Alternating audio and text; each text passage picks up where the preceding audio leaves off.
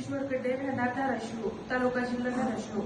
माझा अनुभव असा आहे की मला 13 वर्षाची मुलगी आहे आणि त्याच्यानंतर प्रेग्नेन्सी राहत नव्हती आणि इथे येऊन मी महाराजांचा आशीर्वाद घेतल्यानंतर मला प्रेग्नेन्सी राहिली आहे. आता 7 महिने झाले. टाळ्याच्या गजरामध्ये स्वागतीय ताई सांगते, मला पहिलं बाळ होतं पण ते 13 वर्षाचं होतं. त्याच्यानंतर दिवसच जात नव्हते. धाराशिव म्हणजे उस्मानाबाद, पूर्वीचं जुनं नाव उस्मानाबाद, आता नवीन धाराशिव झालंय त्याचं नाव. कदाचित महाराष्ट्राच्या वेगवेगळ्या जिल्ह्यातून लोक आहेत, त्यांना माहीत नसेल म्हणून सांगतो की धाराशिवमधून आलेले आहेत. ते सांगतायत मला 13 वर्षाची मुलगी होती आणि त्याच्यानंतर बाळ होत नव्हतं.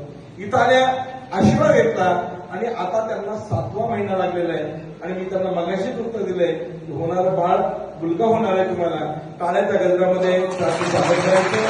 धन्यवाद. आशीर्वाद. मोठ्या